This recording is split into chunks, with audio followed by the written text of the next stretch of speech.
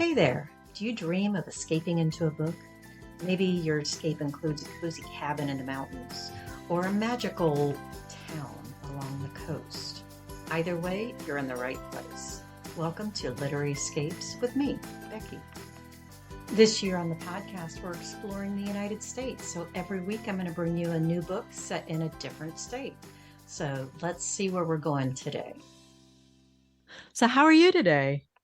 I'm doing good. Yeah. And you? It's nice to meet you. It's nice to meet you as well. Thank you for joining me on the Literary Escapes podcast. Yeah, you're welcome.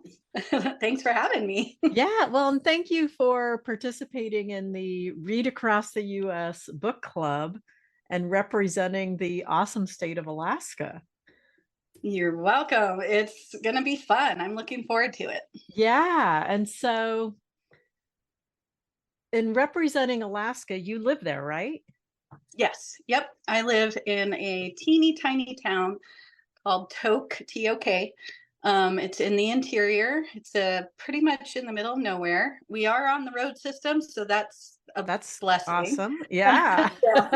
But we are 4 hours from Fairbanks, about 7 hours from Anchorage, and 90 miles from the Yukon border. So we are the first town that you get to, even though we're not technically a town, we're just a community. Wow. So if you're driving in, you have to go through Tok.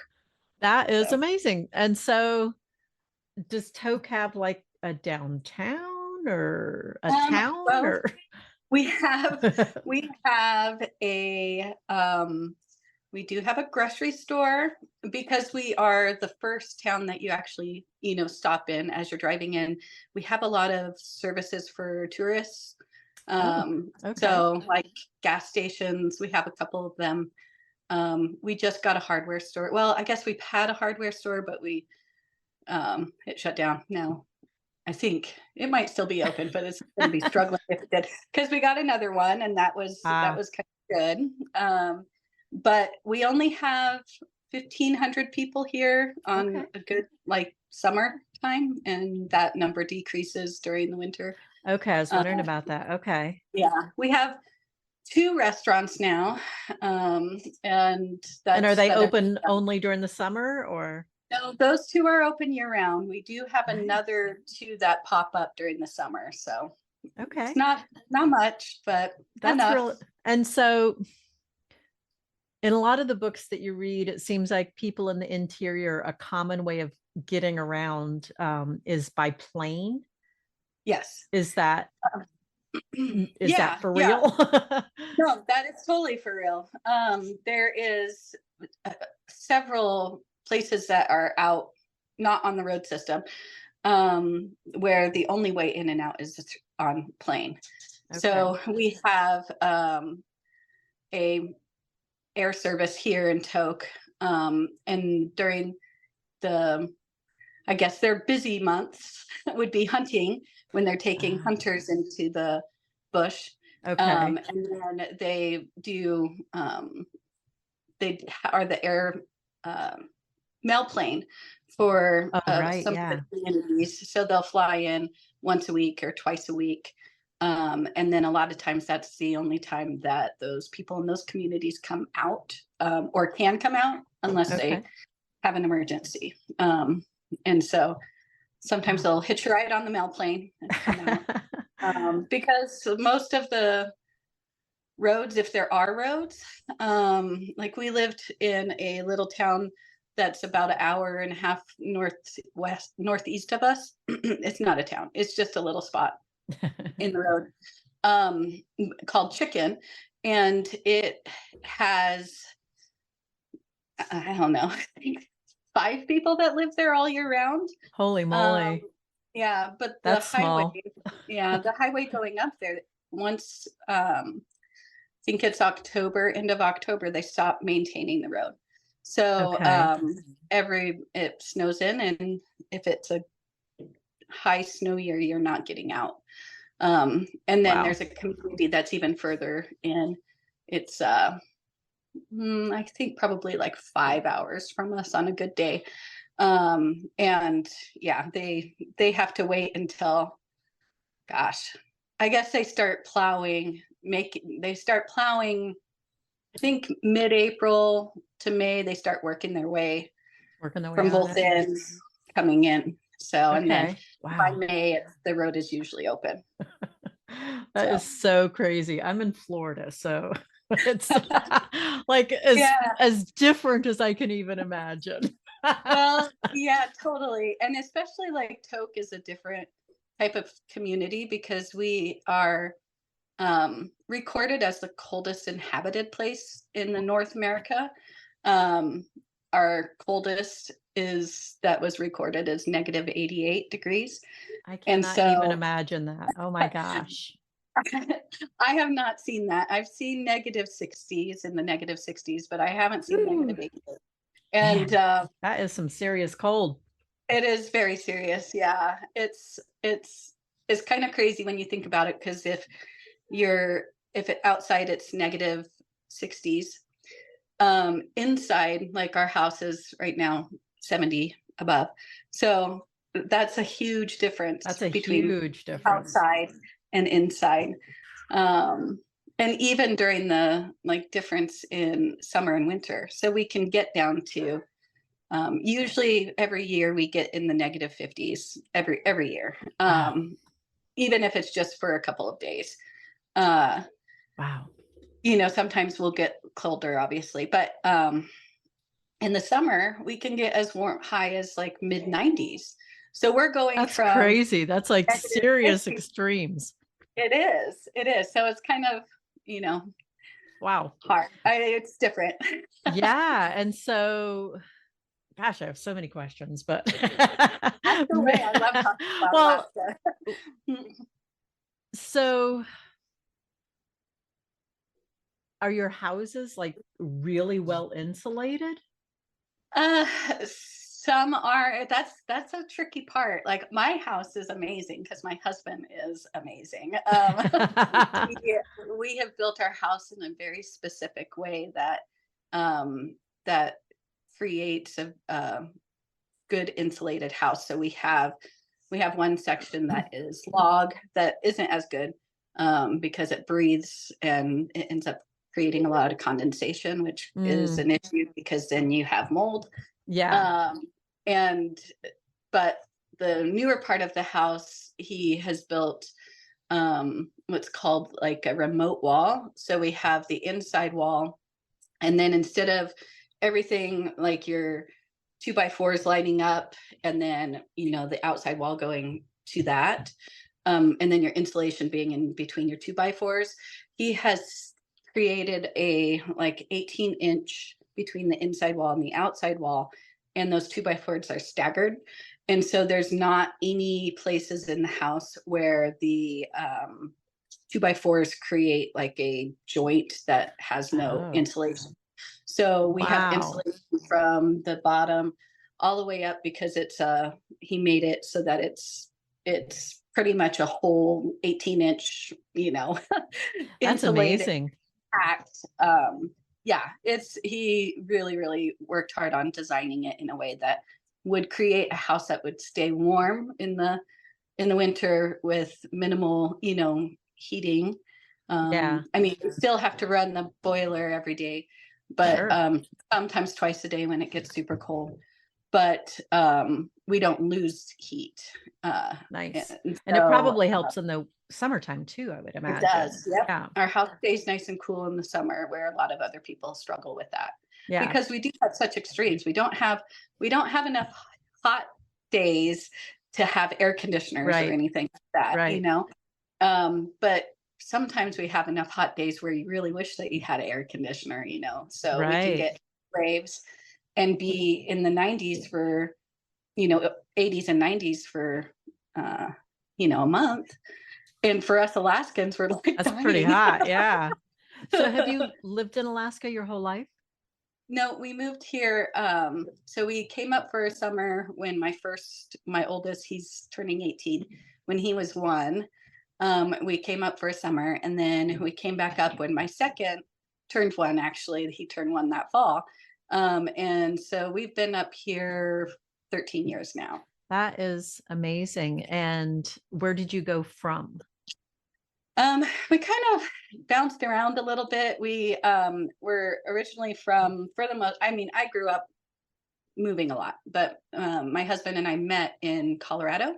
Okay. And that's where we, I guess, but he grew up and I spent most of my childhood. And we lived there, and then we just kind of decided that we were tired of doing the normal thing. So we sold the duplex that we owned and we moved into our RV, and we just decided we were going to travel around and find a new place to live every 6 months and see what kind of ministry we could help with and That see is what amazing. kind of jobs we could get and stuff. Yeah, it was, I think that, I mean, this was 16 years ago. And there wasn't as much online stuff back then. Right. So it was actually really hard.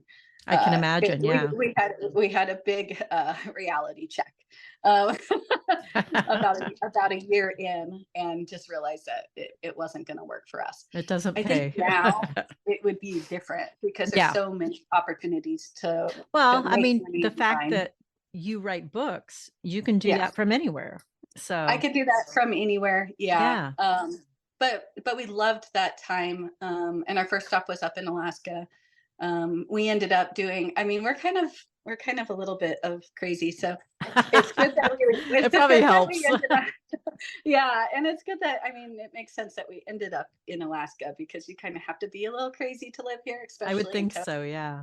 Yeah. I would And think so. yeah, it's just not. And I mean that in a good way. Yeah. And so when we went back down and we kind of realized that we weren't going to be able to make it work doing the whole 6 months new place, we kind of did this thing and then ended up in Oregon. And that was really, really a hard year and a half. Because there's just no economy in Oregon, right? Or back. But yeah, and then eventually we ended up back here. So that's really cool. And so how did you become an author? Oh, so I have that cheesy, I've always wanted to be an author, you know. Ever since I was little, I've had notebooks with short stories and poems and little snippets in them. I actually found one when I was going through my, we've been getting rid of a lot of stuff, and I found one from elementary school, and I was like, oh my gosh. I love that. How do I still have this with all the times we've moved? But this is cool. I found one the other day. It's been a couple of years, but I found one from elementary school also recently, and it made me laugh. It's so much fun when you do that. And then, you know, you go to college and you're told you have to get an actual like degree or whatnot. And I had no clue what I wanted to be because I kind of bounced around. I loved school, so it was really easy for me to just kind of switch or genres, switch that too, yeah. Studies majors, often. Majors. And I got like in my 5th year and I was nowhere near getting a degree, and I'm like, I'm gonna be here for 6 years and not be able to have a 4-year have a piece of paper to show for it. Yeah. So I finally just nailed something down, looked at my stuff, and had more English classes because I've always loved English, you know, literature and stuff and writing. And but I knew I didn't want to be a teacher. And I was like, well, what am I going to do with just like a literature English degree? Like, that's dumb. I mean, not that it's dumb, but that's the you know, rationale. Like, right. Like, what kind of a job, you know, needs that? Yeah. Because that's how we think as Americans, you know. You get a degree so you can get a job. Yeah. Right. And so I figured, you know, my thought process was, well, I pretty much have a degree that I can do nothing with, no matter which way I go. So I might as well do what I want. And I ended up with a creative writing degree. Oh, fun. And then didn't use it. Sure. And went into a title company and did banking and stuff until I had kids, and then I didn't work. But I kept throughout, I don't know, I had one of my kids, and it was a winter, I think maybe our first winter up here. And I started writing a book, and it was a medieval romance because I had been probably binging those at the time. Right. And and there was because I love like Tamara Lee and her Okay. stuff. And so I found on the computer a book that was maybe halfway down. I would get to the halfway point and then stop. And then I was actually teaching Bible club at our school here. Okay. We would go in and do Bible clubs at the school here in Tok, and then we would go to a couple of the villages and do Bible clubs there too. Fun. And I was preparing to teach, and I was doing a lesson on Philip and the Ethiopian. And you've read some of these stories a million times or whatever, maybe not a million, but you've read them a lot, and then all of a sudden something clicks, and it's like, oh my gosh, what in the world is this right here? And for me, that was when Philip dunks the Ethiopian, and then the Ethiopian comes up and Philip's nowhere around. He's miles and miles away, shows up, he just disappears like that and shows up a million miles away. And I was like, because I'm also a big fan of like time travel. But I always had a hard time with time travel because like growing up, I always loved imagining what it would be like if I lived in a different time period. Yeah. Like I would play, I had the biggest imagination possible. That's when an awesome I thing. forced my friends to play, all these crazy, like, Anne Frank and, all these different things that we would play. I forced them to play. And so, that idea of time travel always fascinated me. And when I read that, it just was like, what if this could explain time travel? Ooh. Because that was the thing that always kind of stopped me, was the science of it. Yeah, it doesn't make sense logically. Doesn't make sense logically, but then it just kept spinning in my head. Not that I believe that time travel is possible, but to me, this was like, it was like God was saying, okay, this could be a reason to, explain time travel, because God is the author of time and space. So if he can take Philip from here to here, location wise, blink of an eye. Yeah. What stops him from taking somebody from now into the past, or the past into the future, or whatnot? And then that just started my brain going. And for months, I had like basically a download of my first series, which was Vestige in Time.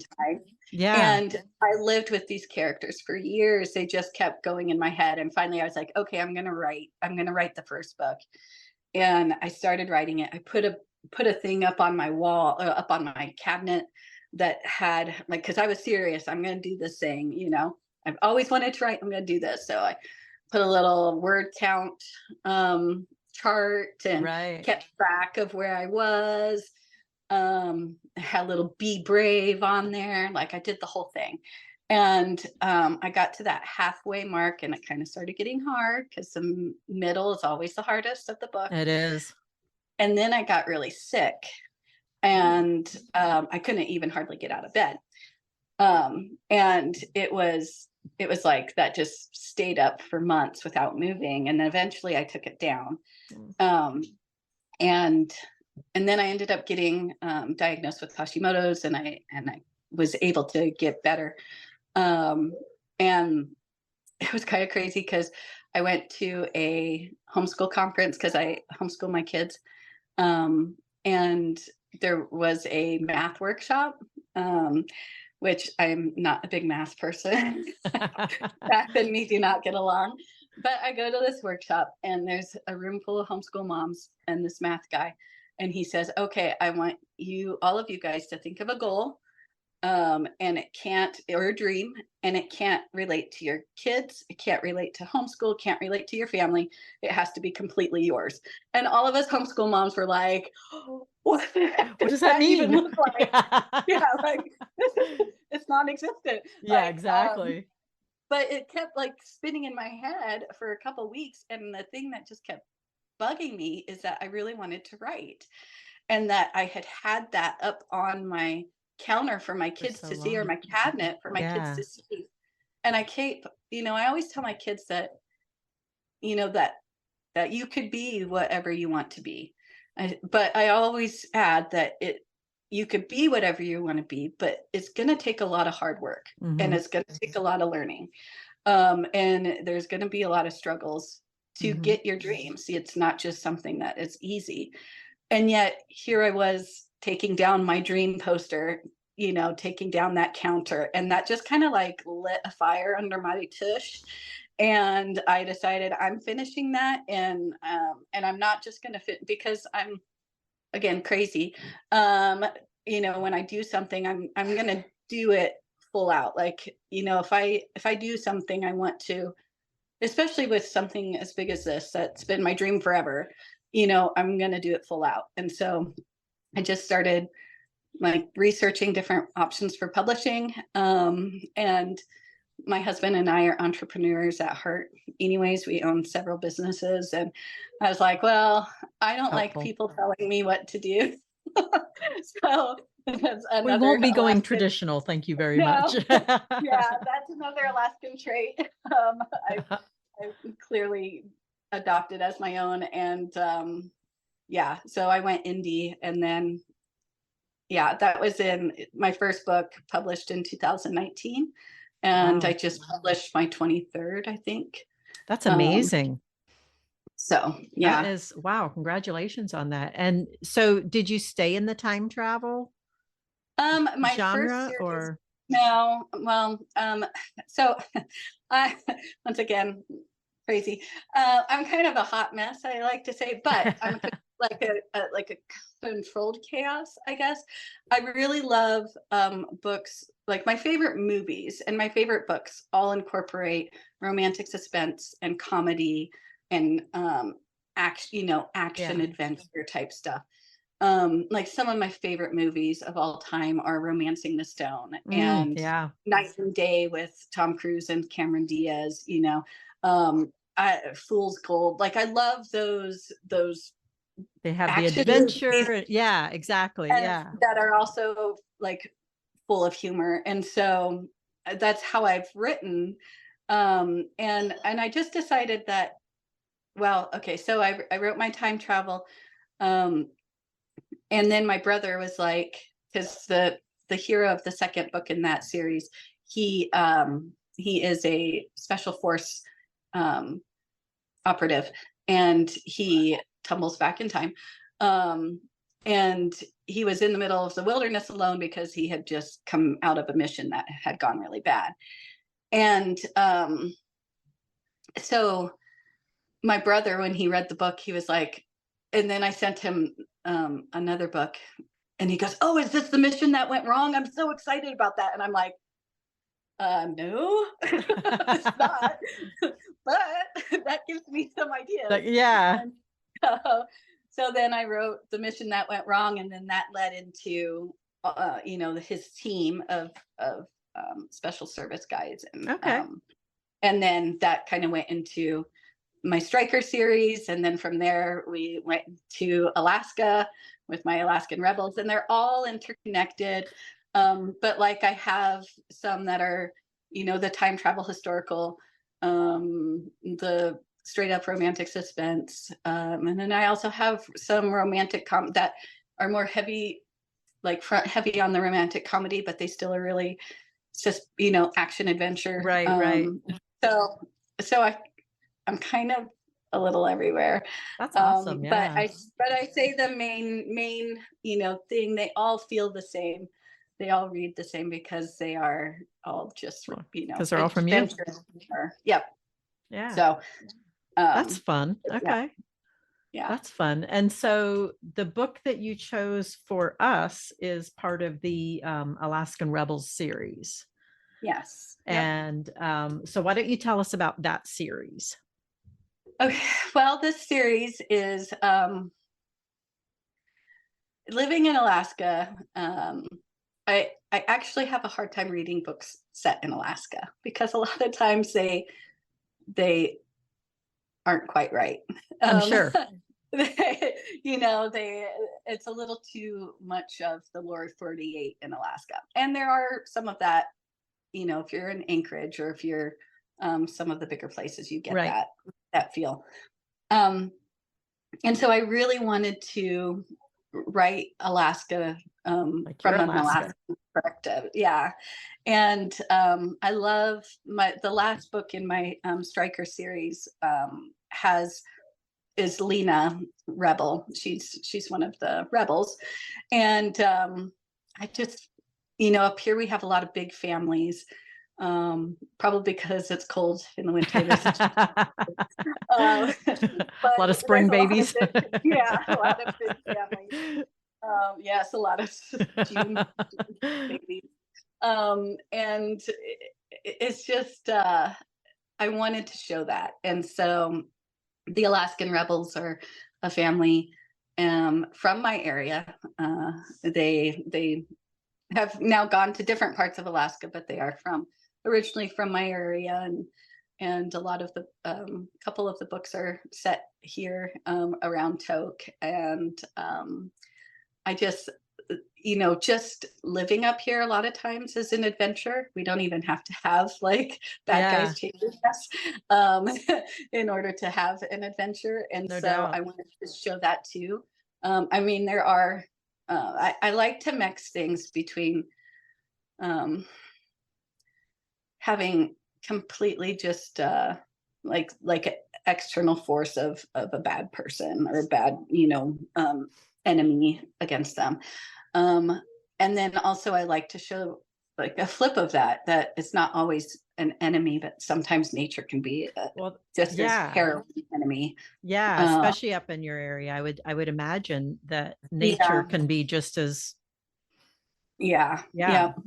scarier more often.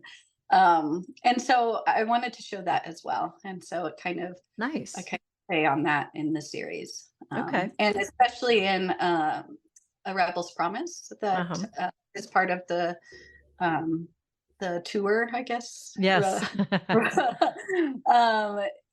Tour around the US. Yes. So in A Rebel's Promise, it's a second chance romance between high school sweethearts. He promised that he would always be there for her, but then went off to war. He's a paratrooper rescuer. So he basically rescues people. He goes in and rescues bad situations. People. The elite in bad situations.